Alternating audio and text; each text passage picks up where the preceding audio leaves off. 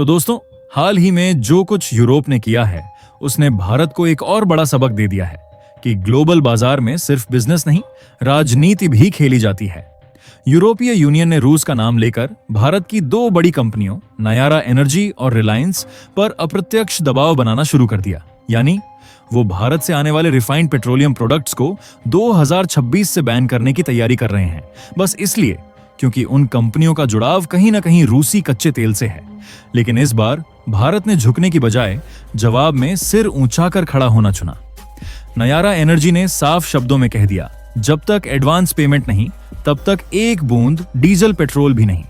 पर हैरानी की बात यह है कि वही 27 देशों वाला यूरोपियन यूनियन, जो एक तरफ भारत के उत्पादों पर बैन लगाने की धमकी दे रहा है, दूसरी ओर भारत के साथ फ्री ट्रेड एग्रीमेंट को लेकर दौड़ भी लगा रहा है। और अब यह आधिकारिक तौर पर कंफर्म हो चुका है कि भारत और ईयू के बीच एफटीए पर बातचीत तेजी पकड़ चुकी है। अब सवाल यह है, अगर भारत इतना गलत था कि यूरोप को उसके पेट्रोलियम तक से दिक्कत है, तो फिर वही यूरोप अब अचानक एफटीए क्यों चाहता है? क्या भारत के बिना उसकी अर्थव्यवस्था नहीं टिकेगी? या फिर उसे अब एहसास हो चुका है कि नई दुनिया का सेंटर एशिया और भारत बनने जा रहा है? आज यूरोपीय यूनियन भारत को एक नए अमेरिका की तरह देखने लगा है, एक ऐसा लोकतंत्र जो न सिर्फ भरोसेमंद है बल्कि अगली सदी की ग्लोबल मैन्युफैक्चरिंग, एनर्जी और टेक्नोलॉजी हब बनने की ताकत रखता है। तो इस वीडियो में हम जानेंगे भारत और ईयू के इस नए समीकरण से भारत को क्या फायदा होगा, और क्या ये फ्री ट्रेड एग्रीमेंट वाकई भारत की शर्तों पर होगा या फिर इसके पीछे भी कहीं ना कहीं यूरोप की चाल है। लेकिन उससे पहले अगर आप वीडियो देख ही रहे हो तो बस एक सेकंड निकालकर लाइक बटन दबा दो और चैनल को सब्सक्राइब कर लो। आपके लिए एक सेकंड होगा, लेकिन हमारे लिए बहुत बड़ी मदद है। अब देखिए, अमेरिका के साथ तो ट्रेड एग्रीमेंट की बातचीत सालों से चल रही है, लेकिन रिजल्ट बस खिंचती जा रही है। वहीं दूसरी तरफ भारत ने ब्रिटेन के साथ खेल पलट दिया। हाँ, वही ब्रिटेन जिसने कभी भारत पर राज किया था, उसी से आज भारत ने अपनी शर्तों पर फ्री ट्रेड डील फाइनल कर दी। और ये सिर्फ एक ट्रेड डील नहीं है, ये इतिहास का एक पूरा चक्र पूरा हुआ है। ध्यान देने वाली बात यह है कि ब्रिटेन भी कभी यूरोपीय यूनियन का ही हिस्सा था, लेकिन 2020 में जब उसने ईयू से बाहर निकलने का फैसला किया, तब से लेकर अब तक उसकी सबसे बड़ी व्यापारिक जीत अगर किसी के साथ है तो वो है भारत। अब इस एग्रीमेंट के तहत भारत के कई प्रोडक्ट्स को ब्रिटेन में सीधा 0% इंपोर्ट ड्यूटी पर एंट्री मिलने वाली है। और भारत ने भी एक सधी हुई चाल चलते हुए अपने यहां आने वाले ब्रिटिश प्रोडक्ट्स पर धीरे धीरे टैरिफ कम करने का वादा किया है, एकदम अपने टाइमिंग पर। अब इस चुपचाप हुई जीत ने अमेरिका को तो झटका दिया ही, यूरोपियन यूनियन को भी सोचने पर मजबूर कर दिया कि वो कब तक सिर्फ अमेरिका के इशारों पर चलकर अपने ही व्यापारिक हितों को नुकसान पहुंचाएंगे। ताजा मामला देखिए, भारत की नयारा एनर्जी को यूरोपीय यूनियन में नेफ्था यानी एक तरह का पेट्रोलियम केमिकल एक्सपोर्ट करना था। टैंकर रवाना हुआ, लेकिन ईयू की सख्ती देख भारत ने खुद ही एक्सपोर्ट रोक दिया और टैंकर को वापस लौटा लिया। अब ये फ्यूल यूरोप की इंडस्ट्रीज के लिए कितना जरूरी था, ये तो वही जानते हैं। लेकिन भारत ने एक बात तो साफ कर दी, अगर हमें सम्मान नहीं दोगे तो माल भी नहीं मिलेगा।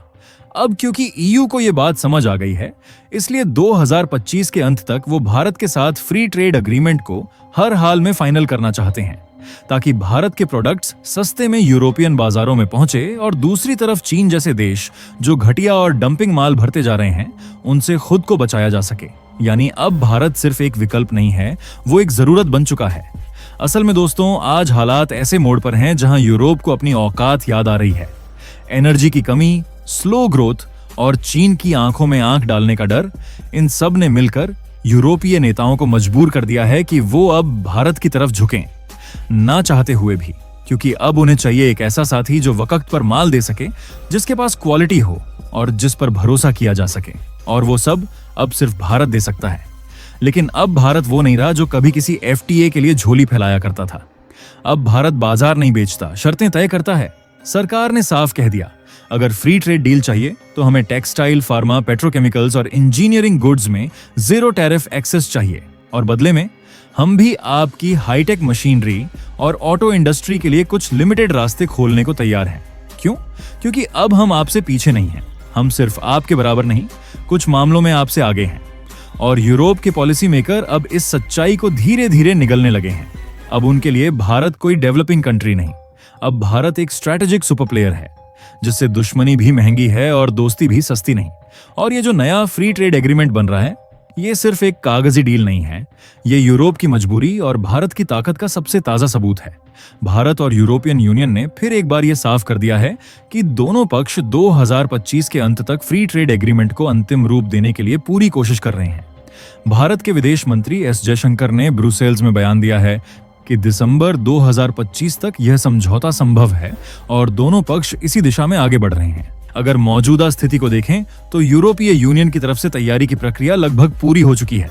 अब बातचीत का चरण चल रहा है। इसके बाद ड्राफ्ट एग्रीमेंट तैयार होगा, फिर दोनों पक्षों में औपचारिक अनुमोदन यानी अप्रूवल की प्रक्रिया चलेगी और तब जाकर इस समझौते को लागू किया जाएगा। गौर करने वाली बात यह है कि जून 2022 से अब तक 12 राउंड्स की बातचीत हो चुकी है और अगली राउंड सितंबर 2025 की शुरुआत में भारत में आयोजित होने वाली है। बीते मई 2025 में दिल्ली में जो 11वां राउंड हुआ, उसमें customs, trade facilitation, intellectual property जैसे 5 अहम चैप्टर्स को अंतिम रूप दिया गया। हालांकि कुछ बिंदु ऐसे हैं जहां अब भी स्पष्ट मतभेद बने हुए हैं। उदाहरण के लिए यूरोपीय यूनियन चाहती है कि भारत में आने और यहां से बाहर जाने वाले पूंजी निवेश पर एक साझा निगरानी संस्था बनाई जाए, जो यह ट्रैक करे कि यूरोपियन कंपनियां कितना निवेश कर रही हैं और कितना फंड भारत से बाहर जा रहा है। लेकिन भारत इसे अपनी आर्थिक संप्रभुता के खिलाफ मानता है और इस प्रस्ताव का विरोध कर रहा है। यानी कुल मिलाकर समझौते की दिशा में प्रगति जरूर हो रही है, लेकिन भारत यह भी सुनिश्चित कर रहा है कि जो भी डील हो वो बराबरी और सम्मानजनक शर्तों पर हो। अब बात करते हैं एक और गंभीर मुद्दे की, जो भारत और यूरोपीय यूनियन के बीच एफटीए के रास्ते में रुकावट बना हुआ है। वो है CBAM यानी carbon border adjustment mechanism. Bharat ने इस ग्रीन टैक्स के ऊपर कड़ी आपत्ति जताई है, क्योंकि इससे भारत के भारी उद्योग जैसे स्टील, सीमेंट और एल्यूमिनियम सेक्टर पर सीधा असर पड़ेगा। अब यहाँ सवाल उठता है, क्या वाकई इन पर्यावरण नियमों के पीछे यूरोपीय देशों की मंशा सिर्फ पर्यावरण की रक्षा करना है, या फिर ये एक छिपा हुआ ट्रेड बैरियर है? असल में जिन देशों ने औद्योगिक क्रांति के नाम पर दशकों तक बिना रोक टोक के कार्बन फैलाया, आज वही देश भारत जैसे विकासशील देशों को कह रहे हैं कि तुम्हारा विकास पर्यावरण के लिए खतरा है। यानी जब खुद का नंबर था तब प्रदूषण कोई मुद्दा नहीं था, और जब भारत जैसे देश तेजी से बढ़ रहे हैं तो ग्रीन टैक्स के नाम पर रुकावटें खड़ी की जा रही हैं। अब बात करें इस एफटीए से भारत को होने वाले फायदों की, तो सबसे पहले भारत के टेक्सटाइल, जेम्स ज्वेलरी, इंजीनियरिंग और फार्मा उत्पादों को यूरोपीय बाजार में बेहद कम या शून्य आयात शुल्क यानी जीरो ड्यूटी पर एंट्री मिलेगी। दूसरा बड़ा फायदा होगा, भारत के लाखों MSME यानी छोटे व मझोले उद्योग अब यूरोप में भी अपना प्रोडक्ट एक्सपोर्ट कर पाएंगे। इससे भारत के लोकल उद्योगों को एक नई रफ्तार मिलेगी। तीसरा और रणनीतिक फायदा, यूरोपीय बाजार में चीन के सस्ते और घटिया माल की जगह अब मेड इन इंडिया का दबदबा बढ़ेगा। इससे न सिर्फ एक्सपोर्ट में उछाल आएगा, बल्कि चीन की डंपिंग पॉलिसी को भी सीधी चुनौती मिलेगी। और चौथा, सबसे अहम फायदा, भारत को ग्लोबल सप्लाई चेन में एक सेंटर स्टेज की जगह मिलेगी, जो भारत को एक मैन्युफैक्चरिंग पावर हाउस बनाने की दिशा में एक अहम कदम होगा। लेकिन याद रखिए, ये सभी फायदे तभी मुमकिन हैं जब भारत अपनी शर्तों पर इसी तरह मजबूती से खड़ा रहे, जैसे अभी दिख रहा है। खैर दोस्तों, आप लोगों का इस पूरे मुद्दे पर क्या मानना है, नीचे कमेंट करके अपनी राय जरूर बताएं। और दोस्तों, ये थी आज की बड़ी खबर, जो काफी रिसर्च और मेहनत के बाद हमने आपके सामने रखी है। तो अगर आप हमारी मेहनत को सपोर्ट करना चाहो तो वीडियो को लाइक और चैनल को सब्सक्राइब करके अपने दोस्तों से शेयर कर दें, ताकि उन्हें भी ये जानकारी मिल सके। जय श्री राम।